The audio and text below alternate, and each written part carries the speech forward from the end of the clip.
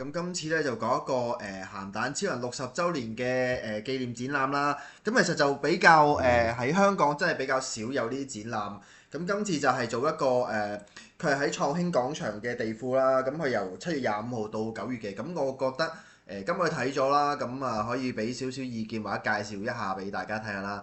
咁首先入場就有啲些少嘅一個 Q 版嘅迪迦公仔俾你睇啦。咁然後就係一入到去就已經見到係有超人喺度變身嗰個經典嘅畫面啦。咁然後就係講緊歷代嘅超人嘅年份啊，同埋邊一啲介紹翻嘅超人啦。不過佢應該擺唔晒冇 show 晒咁多出嚟，因為我諗如果 show 晒每一代出嚟呢，就應該好經典地咧，起碼有超過60幾位超人或者更加多嘅超人。咁所以佢就冇show 晒出嚟啦。咁不過一入嚟已經見到佢嘅介紹每一個年份，每一個超人嘅年份啦。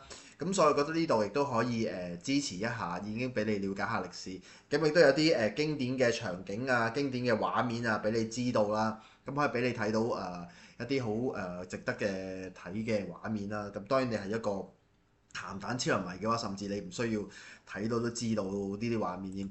好啦，咁咧再入到去之後，好咁再入到去咧，其實就係最經典啦，就係當然係超人六兄弟嘅。先開始啦，咁超人六兄弟最初就梗係要介紹下無可否認首先要入到佐菲啦、吉田啦，然後就係呢個如果照正式嚟講歷史應該係超人7號啦，亦都係有人叫七星俠啦。咁跟住七星俠之後就係超人阿香啦，咁又都會叫做超人傑克或者咩咁香港如果喺翻香港本土或者比較年資清楚啲嘅都會叫翻超人阿香，因為佢係叫做歸來的超人嘅。咁啊演員亦都不過好唔好彩啦，演員就已經喺走咗啦，喺幾年前咁啊繼續講啦。咁超人阿香之後就當然係到超人 Ace 啦。咁超人 Ace 佢亦都係最經典就係超人佢光線啦，然後就係超人太郎啦，係超人之父同超人之母個仔啦。咁而家講到佢有個仔啦。咁呢個就係最經典嘅超人六兄弟最早期嘅畫面。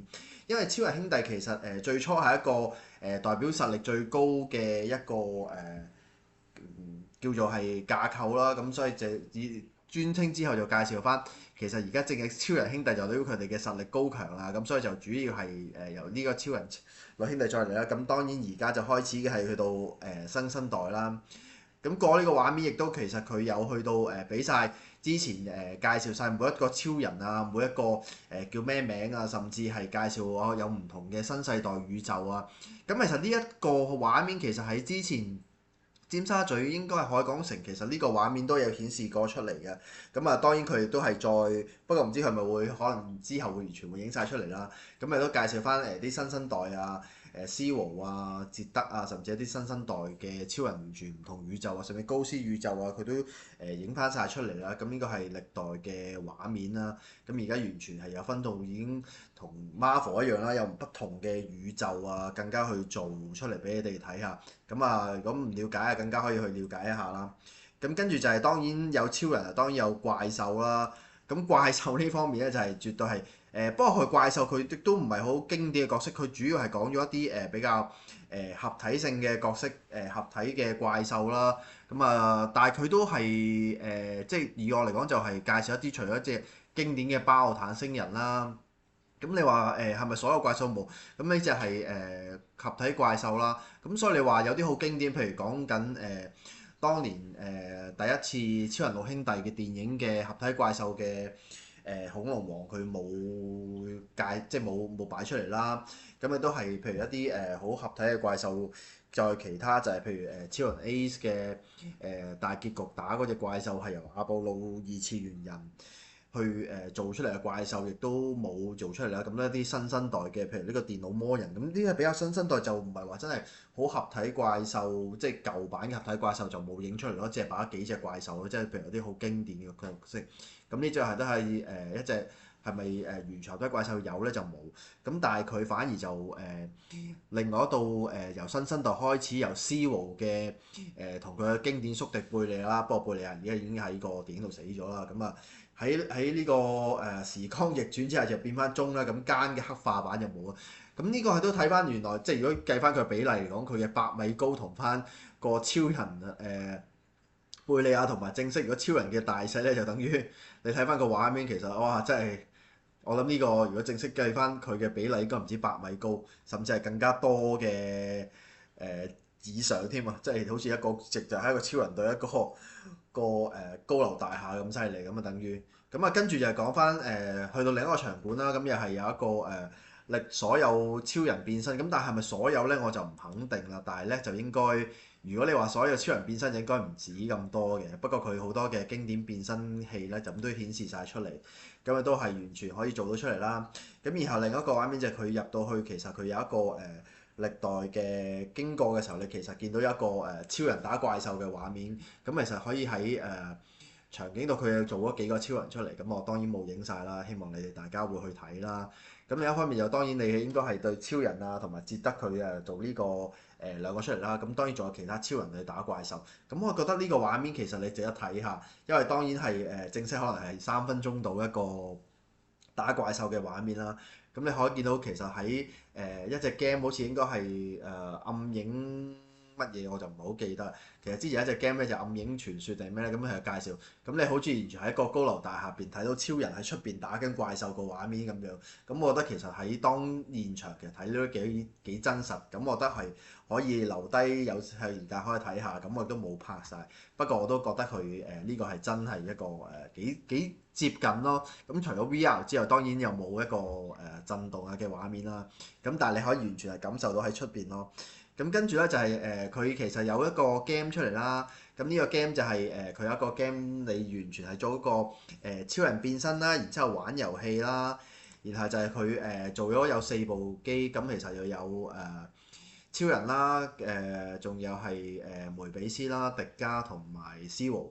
咁其實我覺得佢會叫你做一個即係做一個動作，咁正式擋啊、打交啊。咁當然我就要參加去試一次啦，玩一次。咁其實就唔係難嘅，不過你係要揾一個做一個超人佢叫你跟個指示動作做啦。咁啊做咗一個出嚟去等於即係代表你係變身超人。咁如果係一種超人迷嘅話，其實我覺得可以去玩下啦。咁亦都係佢有睇下你中意邊個超人啦。如果你話譬如 Zero 啊、梅比斯同埋迪迦同埋吉田，咁啊只係有呢4個。咁亦都係一個好短，其實只係做一個就係變身啦。佢隔離其實有個變身器俾你，咁你做一個變身嘅動作啦，然後就係首先就係當然怪獸打你要格擋啦，然後做咗一個攻擊嘅元式啦。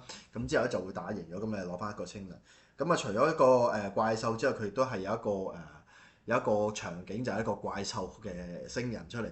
咁啊，原本呢一個怪獸星人就講一次啦。咁其實呢一個怪獸佢係講緊原本佢都係侵略地球嘅。咁啊係應該如果冇記錯，應該最早係喺超人7號度出嚟嘅。咁但係當然原來佢喺發覺原來其實你係地球人，根本上唔需要佢哋侵略你咧，你都會去毀滅嘅，因為你哋完全唔環保啊，唔做咁，所以亦都當然咗一個環保嘅意識就已經開始咗。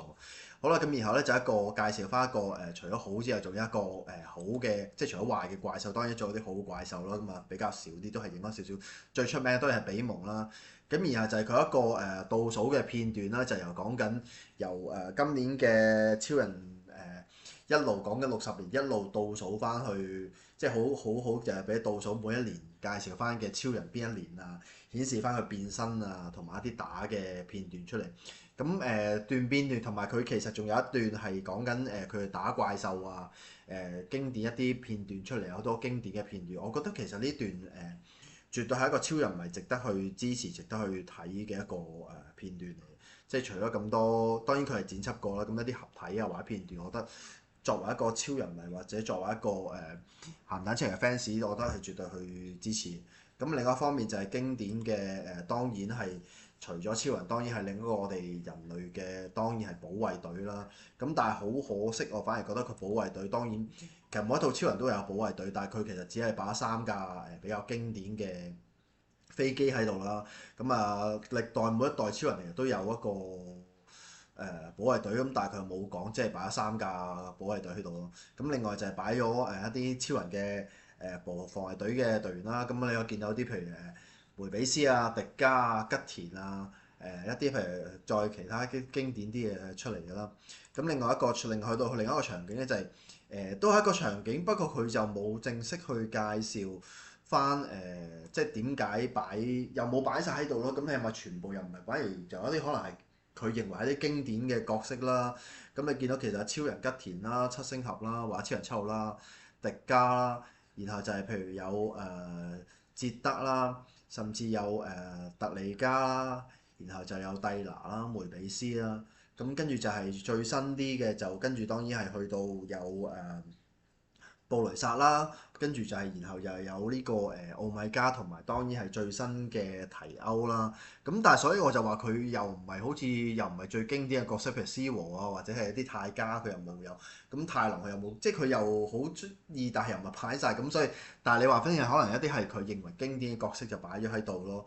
咁我覺得佢就完全係以一個介紹或者係特別電影出嚟啊，想你去增加去人氣度啊，之後咧去咁啊去做呢啲畫面，即係有啲個公仔同埋個後邊一個 poster 可以俾你去參觀去睇，咁你都係一個值得支持嘅去參加睇啦。咁所以見到呢段片其實佢就會影翻啲片段啊，影翻個又唔係片段嘅，其實一個 poster 俾你睇翻咯。